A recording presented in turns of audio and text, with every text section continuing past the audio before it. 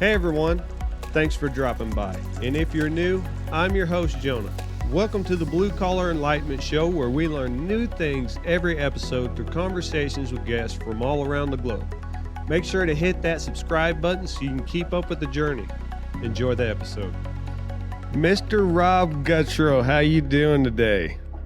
I'm doing great. How are you, Jonah? I'm doing quite fine. I did just a little bit of yoga right before this, so I'm pretty zenned out and clear. So that's awesome.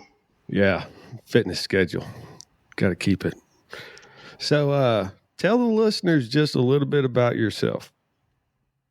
Well, I like to consider myself an average guy. In my day job, I'm a meteorologist, scientist, but when I'm off the clock, I have the ability to communicate with people and pets who passed. So I'm a medium. I used to be a medium rare, but now I'm pretty well done because I've been doing this for about 12 years. And I'm also a paranormal investigator and a dog dad and a dog rescue volunteer. All about the pets. And you have a couple books out that are mainly focused on pets, mediums, and then you have some on paranormal investigations, right? So let's talk a little bit about the pet side first. That was what I was thinking. What draws you more? Do you get drawn more toward the pet side or towards the paranormal investigations? Well, it's kind of been 50-50 with me. When it comes to, I made the distinction in my books between earthbound ghosts and spirits who have crossed over. And I did that because people have been using ghost and spirit interchangeably, and they're really not the same thing. But I am, in terms of pets, I'm drawn to spirits, the ones that have crossed over, and that's most of them. In terms of people, I prefer to investigate the earthbound ones, the ghosts. And what's the difference between a ghost and a spirit? So it's really about location. Okay. If you're a realtor, you'll get this. So what happens after we die, I've come to find out, is that the energy that's within us, the physical energy that's within us, it combines with our memories, our personality, and the knowledge of this life that we lived. And that applies to any living thing, whether it's a person or a pet or a wild animal or a bird, doesn't matter. Every living thing has a soul. That's what a soul is. And when we die, we make that choice. We make a conscious choice to stay here in a fixed location of our choosing after death. And that's what I call a ghost. And those ghosts can't move from that location that they chose for some reason. Spirits are the ones that cross over. They join the light. They go to heaven or whatever you want to call the other side. And as a spirit, you can go anywhere, any place in time, anywhere in the world. So spirits can appear to you on vacation. They can appear to you in a grocery store. They can appear wherever you go. But ghosts are stuck in that fixed location. And does this apply to pets as well? It does, but I have found that about 99% of our pets cross over. I've only met 5 earthbound ghost animals, if you will. Okay, and really where I should have started is, where did this all begin for you? Well, it began a long time ago when I was 13. And the only thing I remember about 13 is having the life scared out of me when I was home with the family dog. And I used to draw superheroes. I used to draw comic books, write and create my own stories because I love superheroes. And I was drawing one at our kitchen table, and I could see into our living room, which was like 2 rooms away. And in the living room, lights started to come together. Now, this was about 9 or 9:30 at night on a summer night in July. So the sun had set, and it was dark in there. And within probably 60 seconds, standing right there in the middle of the room was my grandfather in full color, who had died 7 months before. So, being a teenager, knowing that he died, I grabbed that dog and I ran outside and I sat outside shaking until my parents came home and told them. And that was my frightening start to this. And my mother had the ability. She told me that's when she confessed. She had the ability. It runs in her side of the family. She was afraid to use it. And I shelved that, focused on life. And then in 2005, when a puppy of mine was tragically killed by a car, he blew the doors off my abilities all over again. And he taught me how pets also communicate from the other side. So is this like an ability that any other thing that, you would normally do, it's just something you practice over and over and over again to just hone it? I did have to practice. So after my puppy passed away, I used to keep a journal, keep a diary, if you will. And I did that because I always like to record things. That became the basis of my first book. And once I met my partner, I said, there's more to it than communicating with just Buzz. Buzz was the name of my Weimaraner that passed at 7 months old. So I said, I want to go to historic places around us. We live in Maryland. And I said, I want to test this out. So he was like, okay. So we went to various places. And the very first place I went was a place called the Bel Air Mansion in Maryland. I knew nothing about it. And I walked in there. And Jonah, as soon as I walked in there was a little girl. And she was about 6 years old, I think, something like that. And she was dead. And she was a ghost. And she told me her name. And she said, I want to show you my bedroom. It's upstairs. And, I just looked at my partner and I said, there's a little girl here. She's passed away and she wants to show me her bedroom. And he didn't believe what I was saying. So I just got the eye roll from my partner. And so I went upstairs and I investigated. I looked around. This was an open house for Christmas, by the way. So I went down and I talked to the house historian. And I said, was there a little girl that died here around 6 years old? And her name was Anna, I think. I said, that's what I'm hearing. And they said, are you a historian? And I said, no. I said, I just want to know. And they said, yes, there was a girl, 6 years old, who died here. And she's buried in the backyard and you can go see her tombstone. Oh, wow. And that freaked me out. I've done a couple of those paranormal investigations myself. I remember this is like before I even really thought about doing it. I had a similar experience with a little girl. There was a rumor going around on the ship that I was on in the Navy that, there was a couple of things that would happen to you in different places. And if you ever seen a little red ball rolling down a peeway, what we call peeway or a hallway, you're going to see this little girl. And what it was an officer who took his family out on one of these tiger cruises, what we call it, is where you bring the family on and take them out in the harbor and we come back. Well, his daughter got lost and never got found. Oh my gosh. Yeah. And so I seen the bris of some grayish white hair and then the corner of a dress around the corner. And that's all I saw. And then I turned around because I had seen that ball and I was like, nope, I'm going the other way because I had heard the rumors. When I turned around, I seen that, flip back around the other way, go back the other way, the ball was gone. It was insane. Never went back to that level the whole time I was on that ship. Not once. I was like, I'm steering clear of that place. But that's pretty startling. So I mean, those things, the older ships that we have, there's been a lot of crazy things. I think it was a week after I was on, there was a guy that had a heart attack right after he rolled out of his bunk while in port. Yeah, just had a heart attack. And they say the guys that were living in that living area said that, you can see him every now and again. So, wow. Insane situations. So do you think that guy is an intelligent haunt, an interactive haunt, that he's actually there and he can answer questions, or is he residual?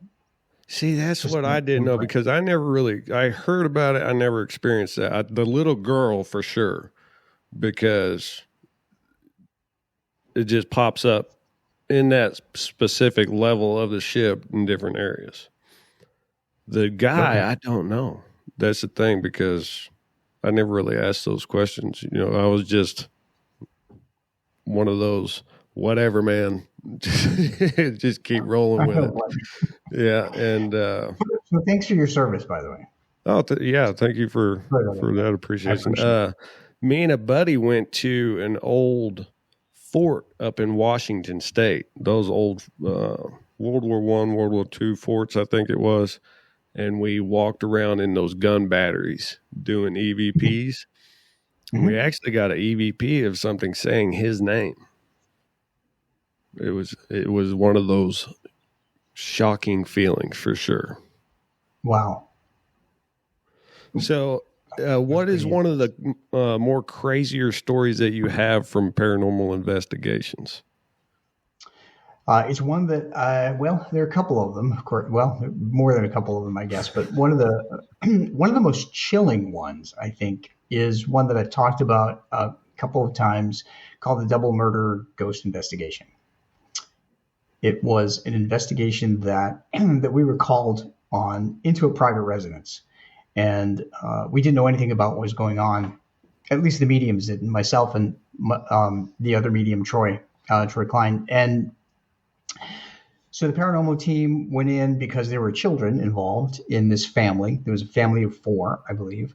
And the kids were reporting seeing shadow figures, and they were having sheets pulled off their bed in the middle of the night by these shadow figures. And they're very scared, of course. So the family wanted to get to the bottom of this. And technical team went in first. And then the manager of the group, Inspired Ghost Tracking, contacted me and Troy and said, "Can you guys come in this Saturday?" And she said, all she said was, "There's a family that is experiencing paranormal problems. Would like to get an answer." And we said, "Sure." So an hour before we go into any investigation, that's when we get the address. Because as mediums, we don't want to know anything. Mm-hmm. A very long story short, we went in there and we both sensed a woman. Turned out we were sensing 2 different women. I was sensing an older woman in her 60s. Troy was sensing a younger woman in her 30s. They shared different physical pains of death. And as a medium, I experienced that. They were shot, pushed downstairs, kicked, punched, stabbed, assaulted, sexually assaulted, and ultimately shot. It turned out that we later learned that there was through a police report, that this was a woman, an older woman, and her daughter-in-law who happened to be visiting her mother-in-law. And there was a tenant in the basement apartment who was strung out on drugs, and he murdered them both. There's a lot of detail in the report. It's in my Case Files of Inspired Ghost Tracking book.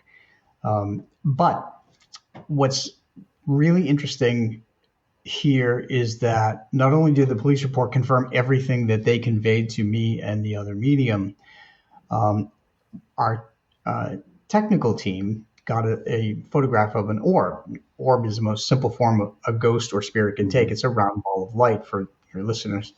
And in the orb was a face. We zoomed into it, and it was a face of one of the women who was murdered.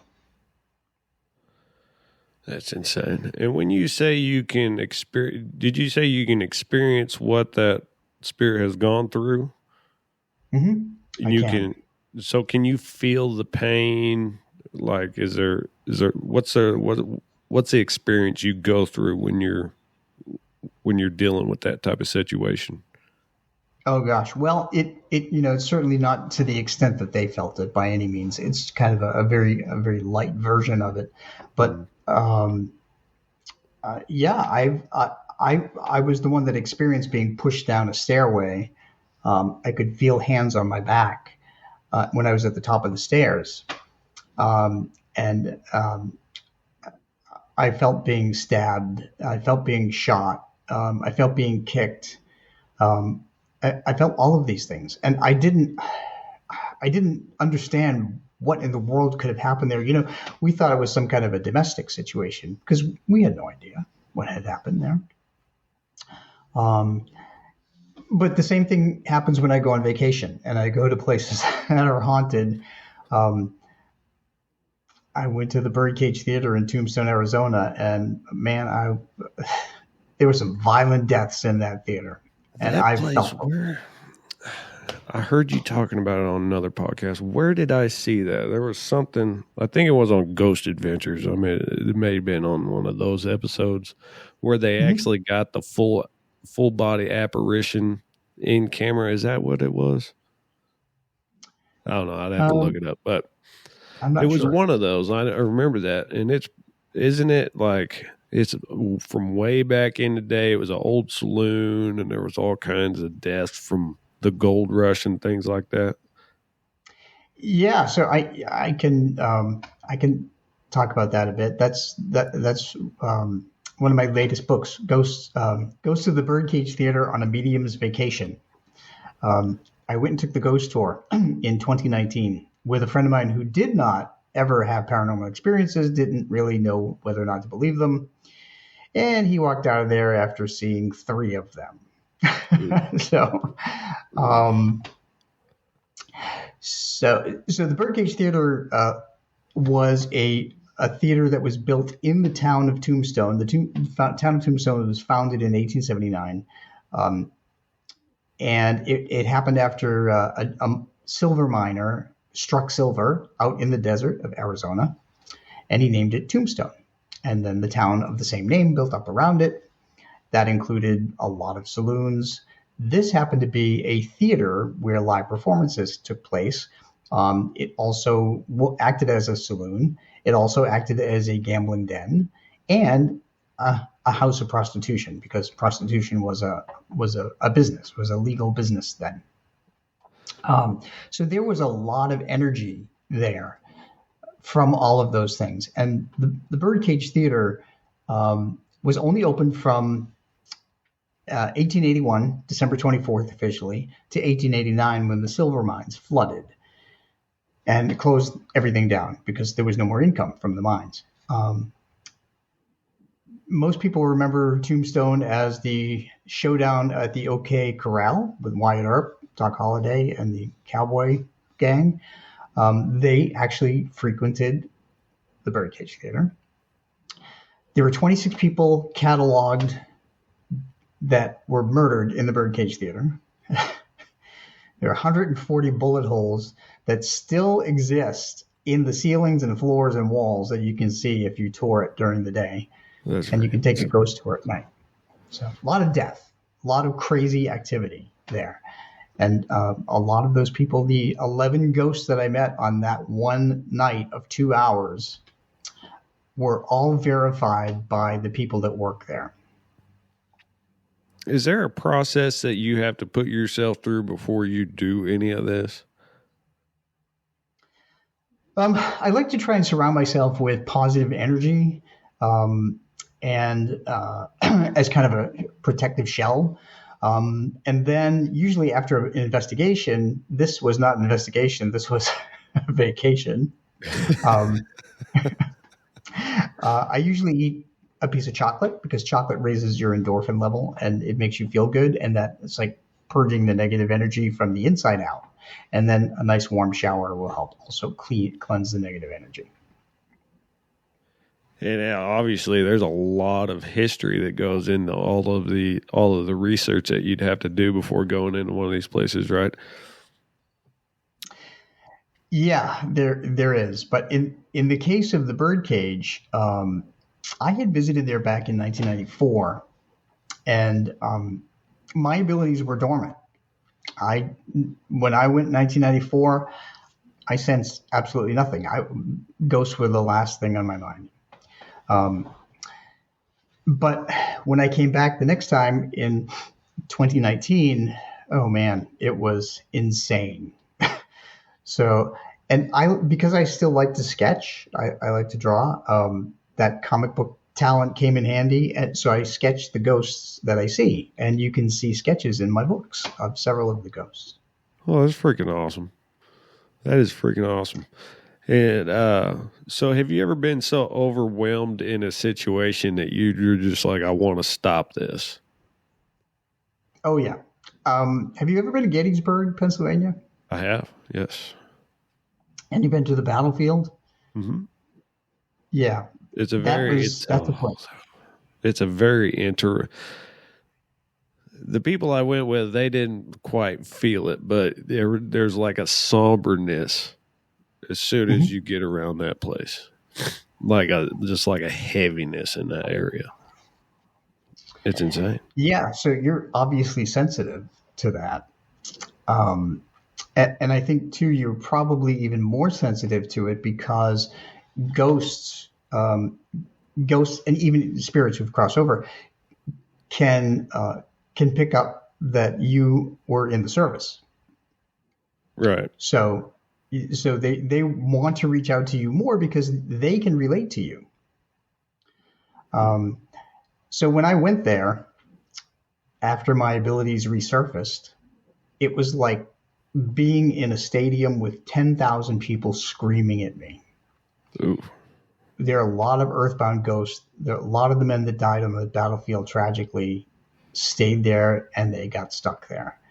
And there have been the Inspired Ghost Tracking group that I belong to have been there, and they've captured pictures of a lot of orbs, even images of soldiers coming out of the woods at night.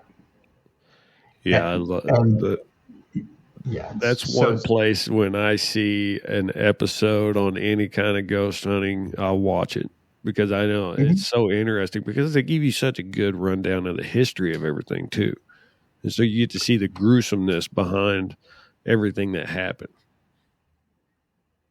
Yeah, it's horrific. I have to tell you, even though I talked to people who passed away, I still am kind of oogie about when people die in the physical. It's still hard for me to deal with that, with the physical passing. I don't mind talking to dead people, but when their physical body passes, I don't know. There's something about that still makes me uncomfortable. So when you do connect with a spirit or ghost, do you feel the emotions that they feel as well? And how do you deal with that? Oh gosh, yeah. In the case of those two women that were murdered, they were full of anxiety and fear, and I just have to tell the ghost, the earthbound ghost, that I get what they're sharing, and to back off. I get the message. But on the other hand, sometimes it's not all frightening. I encountered a spirit. I went to a wake for a man that I didn't know, but my partner wanted to go because it was his school teacher, grade school teacher. So we went, and the guy in spirit. So I'm standing against the wall, and I didn't know anybody there, of course, because it was from his childhood. So I'm standing there, and the guy that died, I watched him just walking around the room, and he would stick his head between people, and he would be poking people, and he would be cracking jokes, and he was really goofy. And I'm standing there and I'm going, wow, this guy was really, he was funny. He had a great personality. I didn't know him. So I went over to my mother in law and I said, you knew this guy. I said, was he a jokester? Was he kind of crazy? And she said, oh, yeah, that was him. And she said, why do you ask? And I told her what he was doing. And she goes, oh, yeah, I can imagine him doing that at his own wake. And I said, well, he is. He's right there. He's being goofy. Here's an interesting question. It may be stupid, but are you able to communicate through just your mind, or does it have to be verbal? Oh, it's mostly in my head. Everything is telepathic for the most part, but sometimes I can actually audibly hear them. Once in a great while, I can visibly see them. I feel them a lot. But for the most part, they share things telepathically with me. And that's how I sketch them out. Okay. And are you, like all of us guys, we have that ability to just kind of stop listening. Are you able to turn it off like that and go into, that dad mode where you're just like, I'm just going to tune it out? Yeah. I can do that if I'm focusing on a task. It's like having the radio on in the background and you don't know what the song is playing, but there's noise back there. When you're focused on the task, that's the way I liken it. The only exceptions to that really is when I'm going on vacation, because I'm relaxed. I'm not blocking anything out on purpose. I'm just there to enjoy the area. And that's why all of these ghosts have the ability to just come on in and tell me their life story and why they're there. And so, yeah. Vacation. Okay. So I go into a lot of these old warehouses that get abandoned and things like that, and I try to get them because I do fire protection.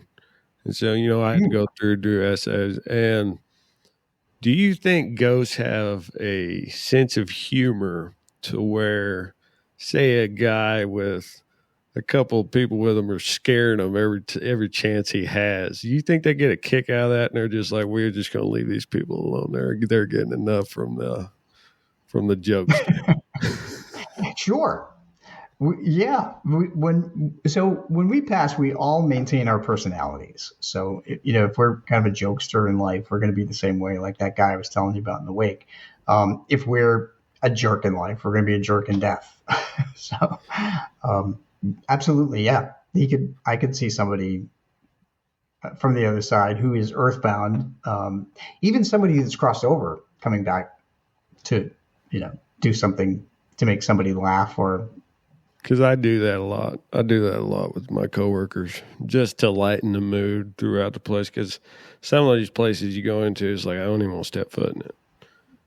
But I try to make it lighthearted. Yeah. It's like, I'm going to scare you so you think about me being around the corner instead of a ghost. It's worked so far. So does your science background play into any of the paranormal world?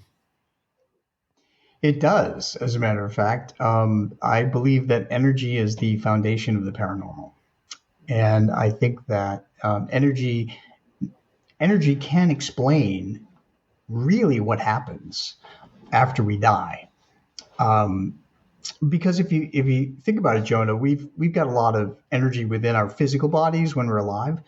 We've got cell splitting, we've got blood pumping, we've got thoughts. Thoughts are little electrical impulses of energy. And when this shell dies, that energy has to go somewhere. So the law of conservation of energy states that. But scientists, for the most part, don't like to apply that law to people because it would give credence to the existence of earthbound ghosts or spirits who've crossed over. But because I'm in both fields, it makes perfect sense to me. And I also use science to explain various things that ghosts and spirits do. So, are you? Yeah, I know you're familiar with cold spots, right? Yes. With ghosts. So I've come up with an explanation for them. Because ghosts and spirits are energy, they need energy to get strong enough to communicate and give us a sign. And what they do in order to create a cold spot is they take the energy of motion of air molecules that are moving very fast. And they take that energy, and by doing that, by absorbing that energy to get strong enough, they slow them down. Fast moving molecules of air are warm air, slower moving molecules of air are colder air. That's why you get a cold spot wherever there's a ghost or a spirit materializing. Let me process that for a second. Okay. A lot of sciences, they don't want to think about this being a real thing. Mm-hmm. Because it's contradictory to some of the sciences. But you got to have science within it to know what's actually going on, right? Sure. And on top of technology, do you like to have, you say you have a technical team, do you like to have your technical team right there with you so they can verify the feelings that you're feeling, the cold spots, things like that? Do you like to have them right there so that way you can say, boom, it's verified? I do. I do like to have somebody with a digital thermometer. I do like to have somebody next to me with a digital recorder to actually verify, because I'm all about verification. And that's the scientist part of me. I need to get that that everything verified. And that's why when I do readings for pets and I send them to people and they send me notes back confirming many of the things that I send to them as messages from their pets, like really weird things, left field things, that validation is extremely important to me. Speaking of pets, I had this question. Are cats assholes? Just as big assholes after they pass on as they are in real life? Because they're assholes. Are they happy they don't have to deal with us after they pass on? Well, they actually do deal with us after they pass on. Oh, okay. I got you. So my newest book is Pets in the Afterlife 4, Messages from Spirit Cats. And it's all about how cats have communicated with me for messages for their parents. So cats, I will say that the difference between cats and dogs are that cats are much more independent. But that said, that's a generalization. Dogs are much more attentive and they rely on us more than a cat, certainly. I think that's why cats appear more independent, because they don't need us as much. We need to take our dog out every like 4 to 6 hours. And a cat has a litter box. So that makes them less reliant on us. But there are some cats that I've read for that actually behave like dogs. Yeah, I got one. I got one. You do? Okay. Yeah, she was raised around dogs, so she's exactly like a dog. And is she more affectionate? Yes. She actually plays fetch. Oh, wow. Yeah. I have a little ball that I throw, and she brings back to me. I love it. Just a little puppy cat. That's pretty cool. She's like somewhere around here. I think she's outside running around. She's the greatest mouse cat ever, and she only got one eye. It's insane. Oh, one eye, better than my other two cats that got both eyes. We always make up for what we don't have. Right, and enhances your other senses, that for sure. Um, so what are some of the most wildest things you've heard pets like complain about to their their past owners? Complain about? Well, Yeah, I want to hear complaints. well, actually, the complaints were more against the more toward the people that gave them up. I got you. So some pets have conveyed how they were abused before, and I have to tell you that really makes me uncomfortable. Yeah. As a dog dad, as a dog rescuer, but they share those things with me. Um, and it's heartbreaking that anybody would even think of doing something to an animal. But we have three dogs. We have a dachshund and two dachshund mixes, and all three of them were abused in different ways. One of them that we just adopted, he's 9 years old, and he just won't stop growling at anything. Um, so still trying to work through his behavior, but that's pretty much the what they complain about. Sometimes they do complain about their siblings, though. You know, they will if they don't get along with one of the other cats or dogs, they'll talk about it sometimes. Um, Sometimes when people will adopt another cat or dog, they will tell me if that cat or dog needs a lot of work, if you will, to fit in with the family. um, and sometimes, I've had a number of readings where a male dog, for instance, had passed, and the pet parent will say, "What should I do How will I know to adopt another pet?" And in some instances, the dog will say, "I want to be the only male dog in the house, so you must adopt a female dog." I would figure there would have been some that food was dog shit. But I get what you're saying, and I had to just snap myself out of a kind of a dark place because that's like you said, it's pretty messed up that that we would do something to an animal that's so caring. It doesn't care to hurt us. It's there. Yeah, if people behave like animals do, it'd be a better world. Mm-hmm.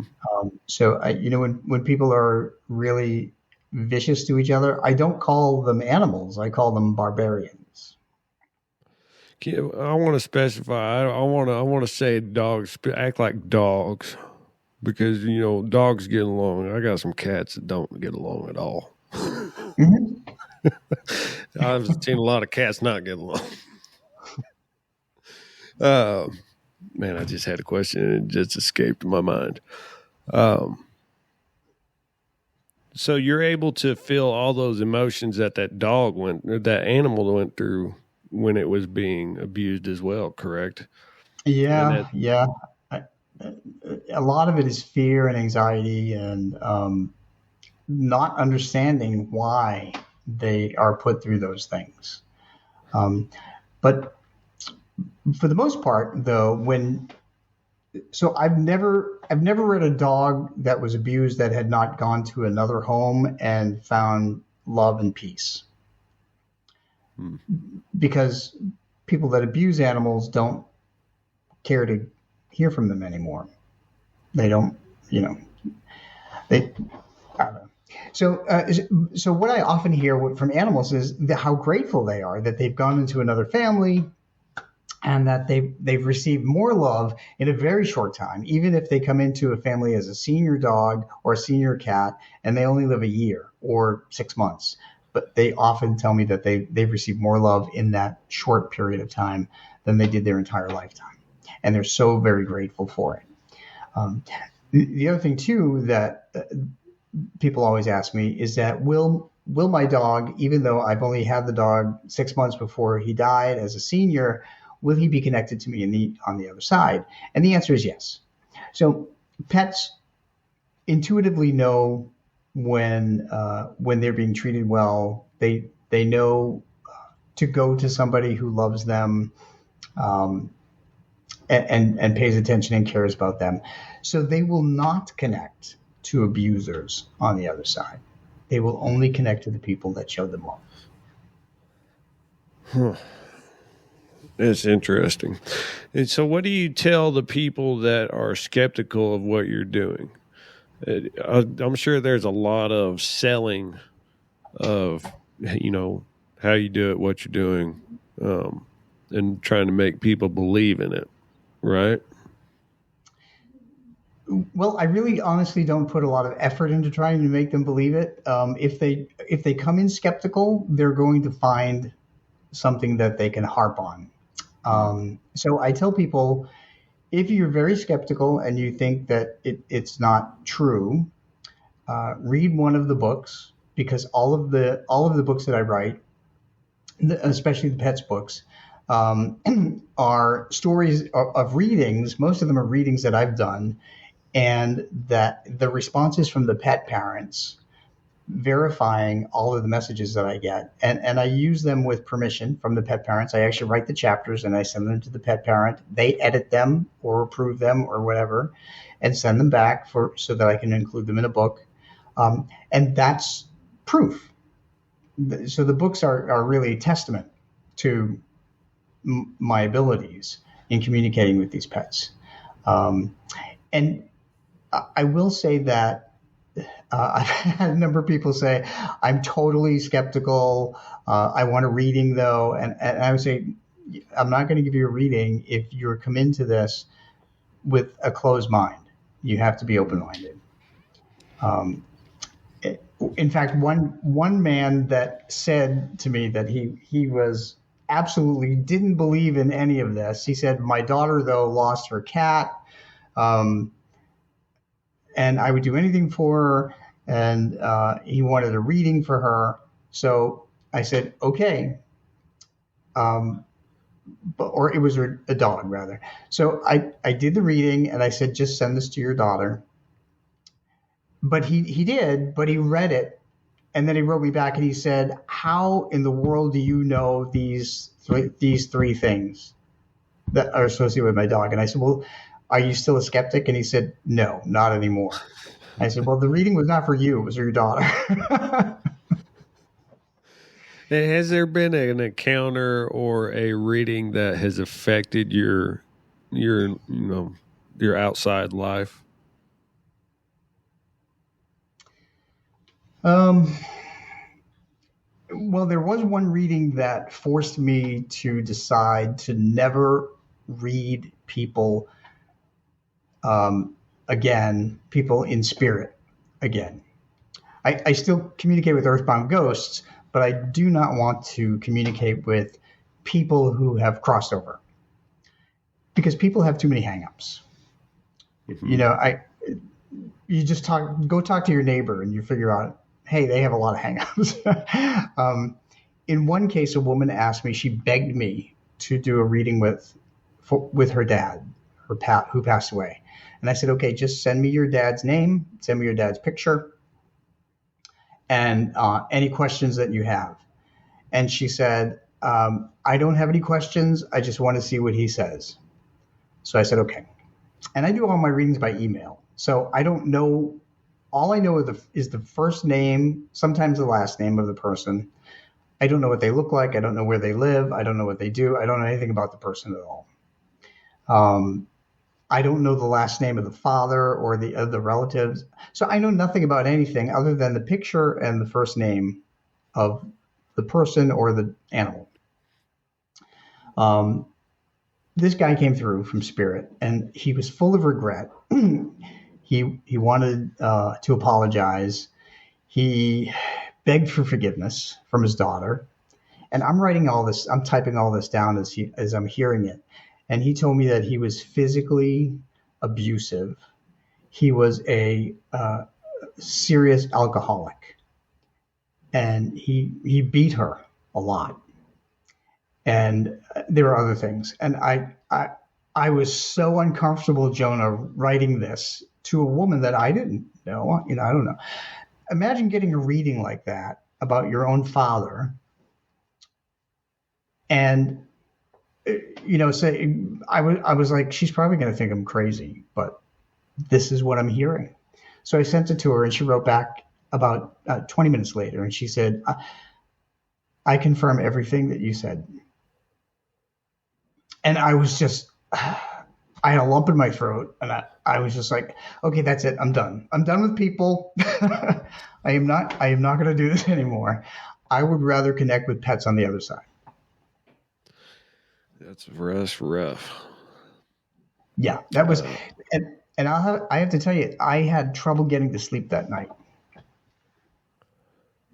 It was so emotionally traumatic for me to read, to connect with somebody who was so abusive to his own daughter.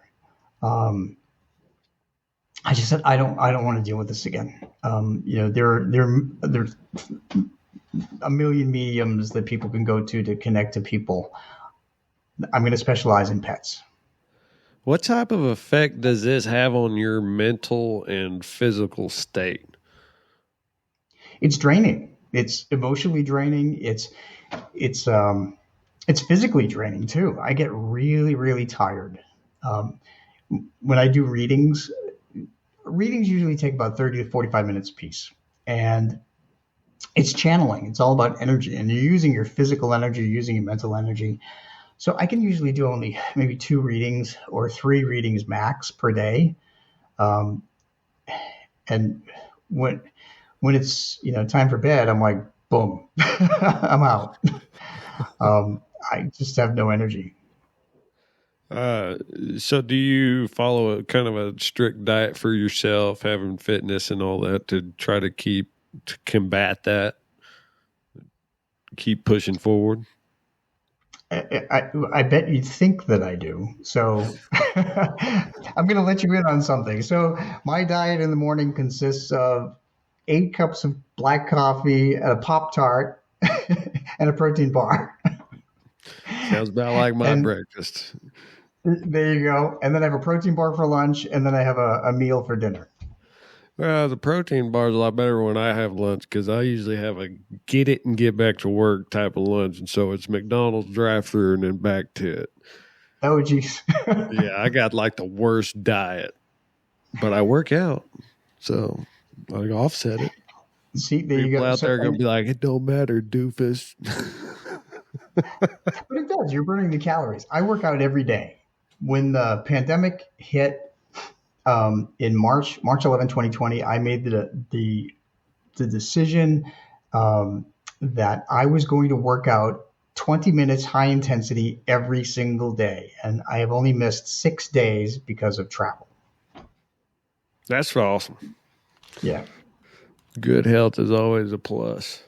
It is. Good physical health leads to good mental health, I think. Right. So is there times that you find that your ability is a lot more enhanced than others? Like sometimes it's just dull. Yeah, when I'm sick, when I am physically sick, I can't pick up much of anything. I went on vacation to Italy in 2016 or 2016. Yeah. First time I've ever been to Italy. Last time I'll ever be to Italy. Although I loved it. I had an impacted sinus infection. And I sensed no ghosts whatsoever the entire 7 days that I was there. Huh. I was so sick. Yeah. So physical health really does affect my abilities. Man, Italy, you'd think there'd be a lot of stuff going on up there. Oh, yeah. A lot of history, a lot of dark history, too. Yeah, yeah. How so does maybe it was weather, a good thing that I was sick. Speaking, getting into a little bit of weather, how does weather affect your ability? I know it has an effect on the paranormal world itself, or there's speculation upon it. I'll say that. But Sure. How does weather affect you?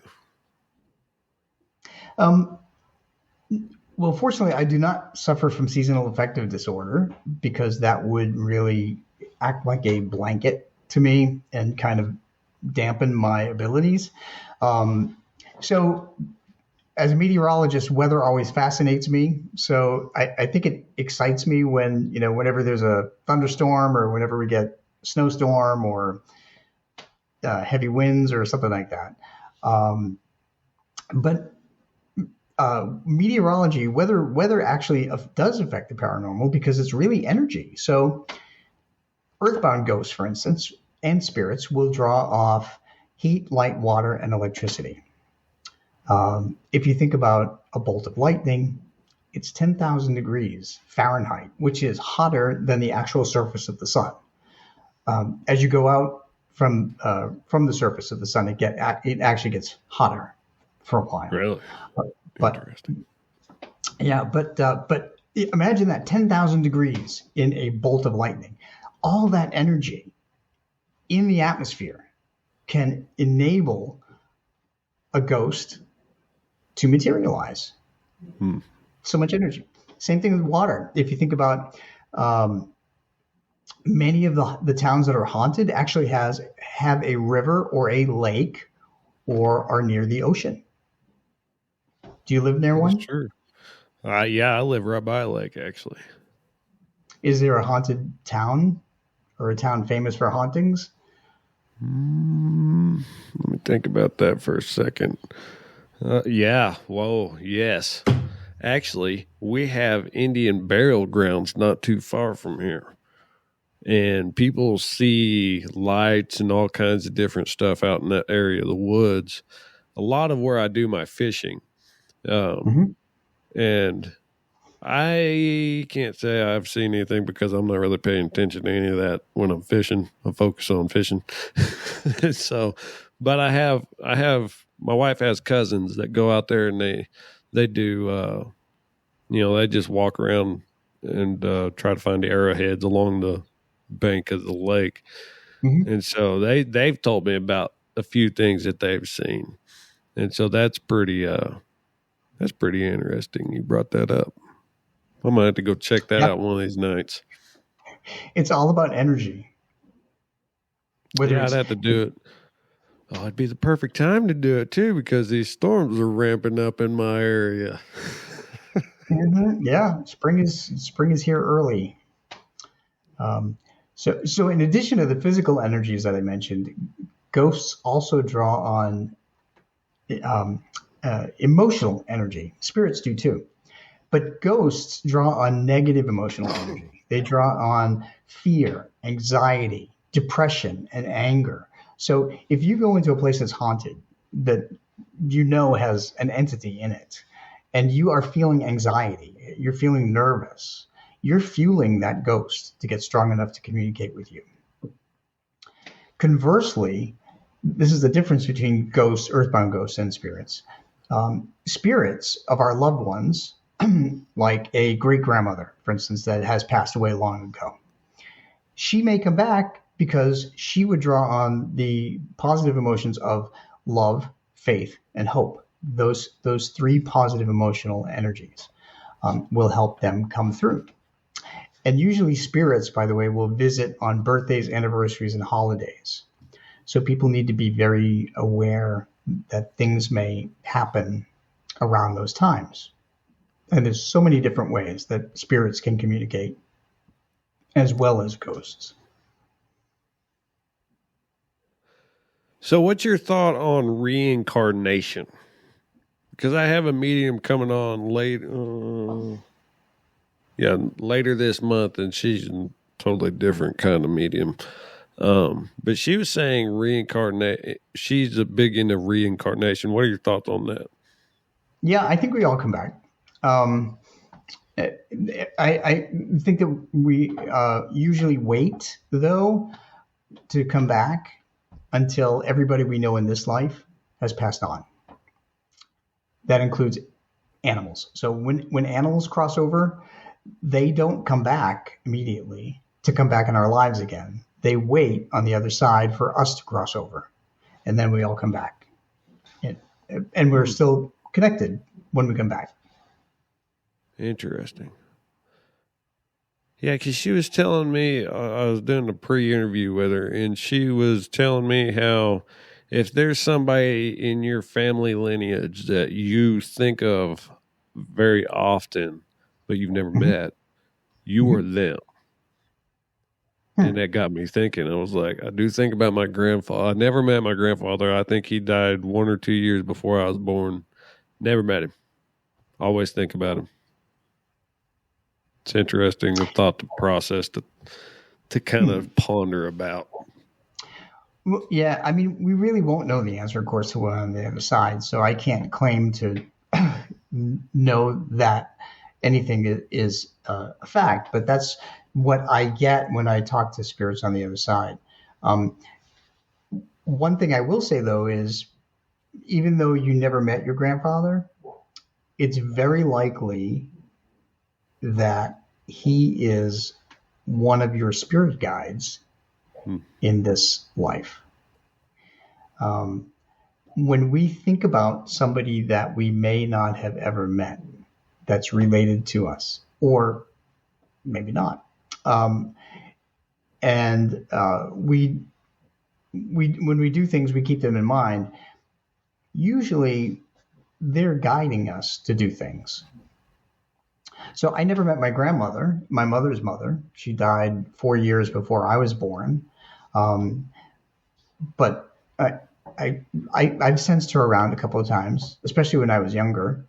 And I knew that she was kind of watching over me. Um, and I know that my puppy Buzz, the one that passed, he has become one of my spirit guides. And he's the one that picks out all the dogs that I adopt. And that's what happens too. Is that when one of your pets passes, they lead you to the next pet that you're going to adopt. Interesting. Yeah, she was telling me that the your past pets can actually jump into the new pet, the puppy or the kitten. I know, Yeah, I it's one of those things. yeah. It's like it's an interesting story, interesting So thing to so some contemplate. people yeah some people will say that, but so what I've found is different. That would mean that that would mean that your current pet will pass away in a couple of years and then come back reincarnated as another pet. That has never been my experience. My experience is that they all wait for you on the other side. But when you adopt a new pet, they will come back and train the new pet to have a habit or two that they had when they were alive, a unique habit, um, so that you will know that they are there in spirit and they are guiding your new pets to be a better pet for your family. Um, That's when we interesting. adopt, when we adopted our 9 year old dachshund um, terrier mix in April, we knew nothing about him. He was abused, and we've been figuring that out as time goes on. All the different things he's afraid of. He was obviously hit by a broom. We took a broom out the other day to sweep, and he attacked it. I had a baseball cap on for the first time, and he started growling and lunging at me. So I knew he was beaten by a guy with a baseball hat. So I don't wear baseball hats anymore because it upsets him. Um, but he has shown five distinct habits that our dog Franklin had, and Franklin passed in 2020.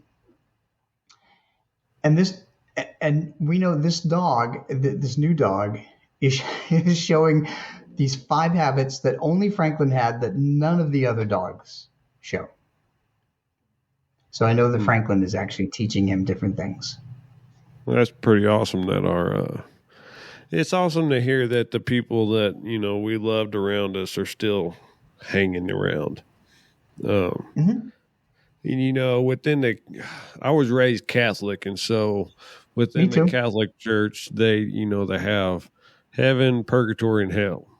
Mm-hmm. And so I always thought about, heaven, you pass on, you're done here. Purgatory, you're stuck here on earth.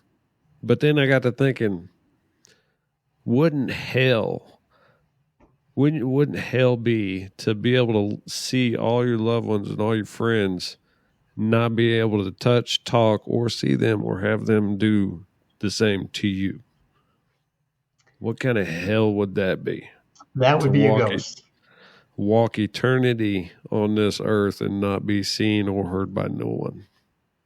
So I'm glad you brought that up because that's one of the tenets of my experience is that I grew up Catholic too, but there's only two places that I've heard from people on the other side that they go.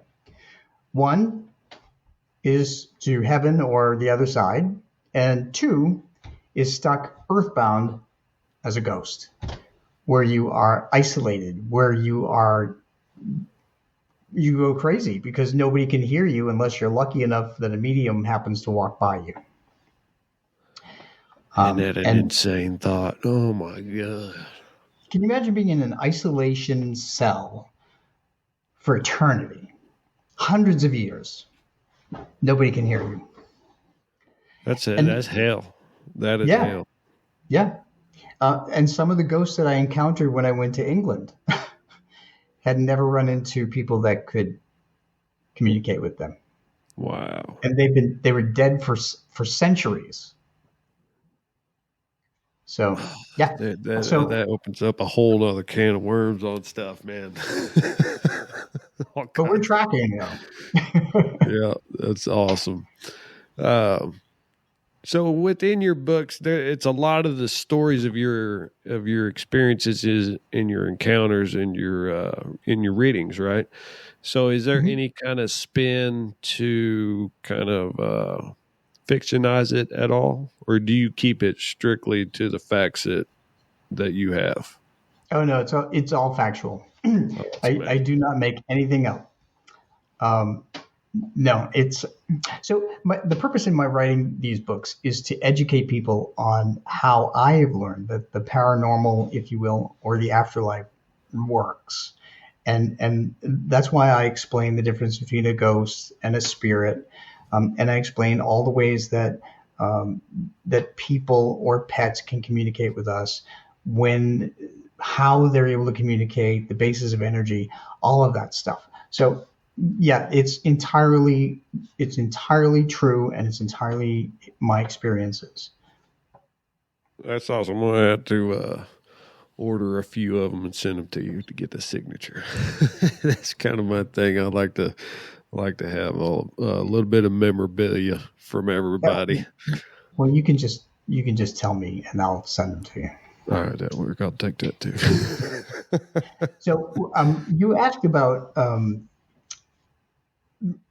like we talked about like guardians, like spirit guides. hmm So one of my books is really unique. It's called Kindred Spirits. It's this one up here with the two faces of the Yep. same guy looking different places. And that one is about a spirit that came with my partner when we got together. It was his late partner who died in 1996. Never knew. Huh. And so he came through. He started talking to me. He actually, first appearance was in the rear view mirror of my truck when I was driving, and he scared the hell out of me. I had to pull over. But I have this guy. His name is Ed. He has been around so much over the last, well, now it's been 17 years, that um, I feel like I've befriended him. I know him better than I know some of my friends in the physical, which is weird. He also helped solve the mystery of his own death, which Huh. they thought was a suicide for 15 years. And it was, and his dad was astounded when I met him and told him all these things. He saved us by sending a look-alike in England when we got lost, when our GPS went haywire, back when GPS was one of those things you put on the dashboard. The Garmin. Um, he sent somebody who looked exactly as he would have looked had he lived to be in his 50s. Wow. And we were both totally freaked out when this guy, drove a mail truck. When he came around the corner, we were lost in a forested area and the sun was setting. And this one Royal Mail truck came by and I flagged him down. He got out of the Royal Mail truck and I thought I was just going to pass out. Like, so I went back to the car and I said, this guy is going to help us take us back to the highway. He's just delivering in these extreme 2 rural houses in the middle of nowhere. And we can follow him. And my partner's like, did you see him? That he looks exactly like Ed, same haircut, same facial structure, same body type, everything. We were both totally freaked out. But Ed sent him so that we would find our way out. It was freaky. How long did it take you to get used to everything? I'm sure there was a lot of startling moments within the early part of this. Yeah, well, the startling parts came through Buzz, the dog, because I was just reawakening my ability. There were some funny parts, though, because I had a roommate at the time of when I had Buzz, and Buzz didn't like the roommate. And when Buzz passed, my roommate, he came screaming out of the house because he saw a sneaker get picked up and moved across the hallway. And Buzz had an affinity for destroying sneakers. And he came out screaming that he saw a sneaker move across the hallway. And I was like, good boy, Buzz. That's a quick way to lose a freaking roommate. Yeah, well, my house is haunted now by my dog, and he doesn't like you. Oh, that's crazy. Yeah, so man. It took a while to get used to things, but over time, the paranormal becomes normal to me. So what kind of process do you have when you sit down? Do you keep things in chronological order, or do you just, hey, this, plug and play where you feel like it's best? So in terms of making appointments, when I make appointments, I keep them in chronological order. I'm booking a year out from now with pet readings, which is crazy because I only do them on weekends. But yeah, that's it. That's pretty much it with the reading kind of thing. But when I'm putting books together, it doesn't matter. Like the investigations, it really doesn't matter what year they are. It's more about the story than the year. So same thing with the pet readings that I have in the book. I couldn't tell you what one year from the other year, but for me, it's focusing on the different messages. Crazy things like one dog gave me the number 512, and was that significant? It was really weird because, and it was very adamant. The dog was very adamant about giving me that number. It was a black lab that I remember, and that was one of the messages that the dog gave me to his dad. And his dad wrote me back 8 months ago and said, finally figured out what that meant. He said, because I had no idea. I said, it could be a time, could be a date. I don't know what it is. And the guy wrote me back and he said, it took me 8 months to figure this out, but I'm a doctor. He said I was in the office and I was seeing a patient, and the patient had a collapsed lung. And as I was writing collapsed lung on his sheet, his record, I realized that the code was 512. He said, my dog passed from collapsed lungs. Wow. He said, how is that possible? I said, because your dog watches what you write. And then he showed me the number 512. And he knew that he passed away from that because you had said it. So that's how it works. really quirky things. But well, I mean, if it gets the message across, that's what they got to do, right? yeah, they're often unique and personal, very very personal.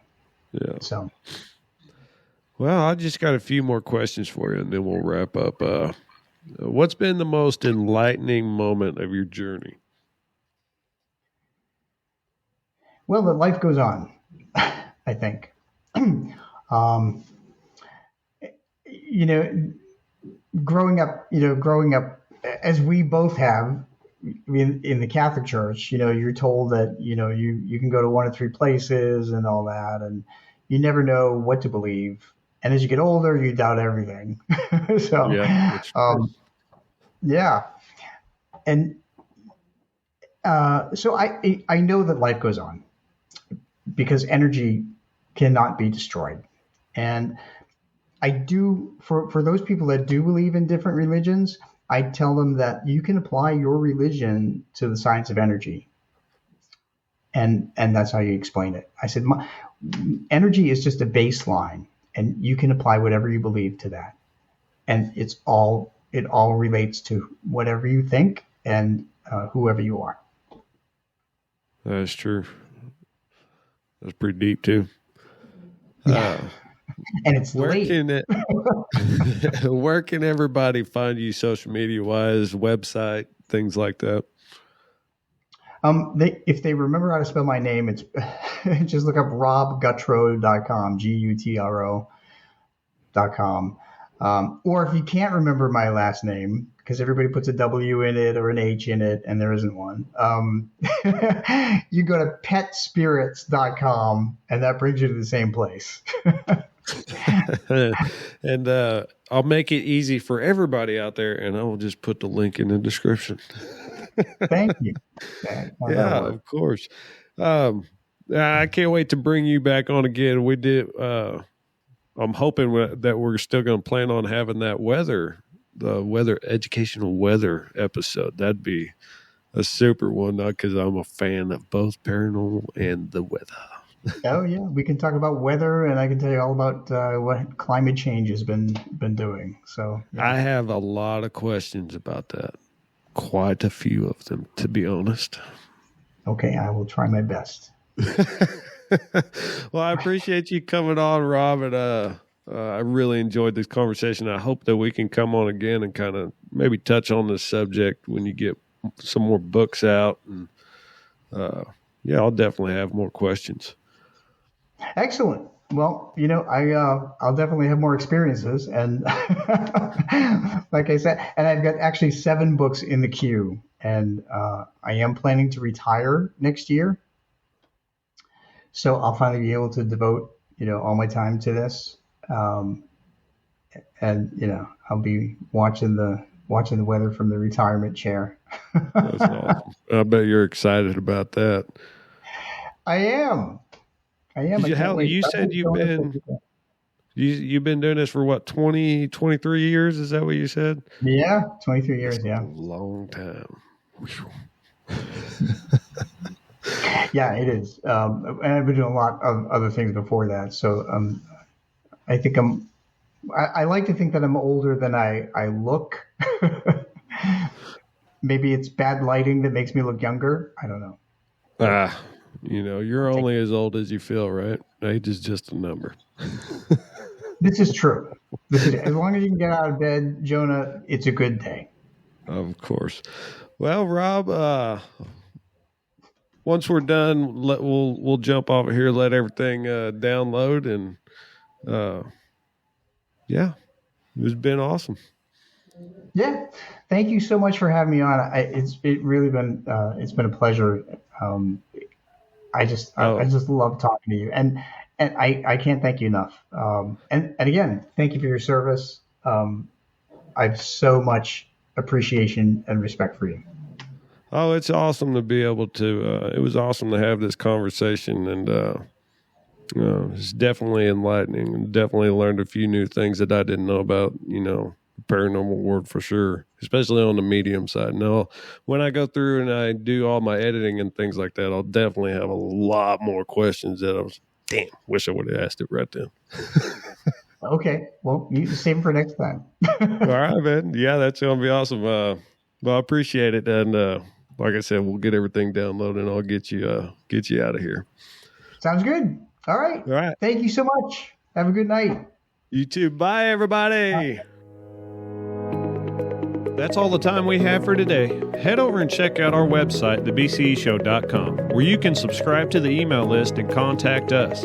But remember to leave us a rate and review. Helps the podcast with that pesky algorithm. Thanks for listening, y'all.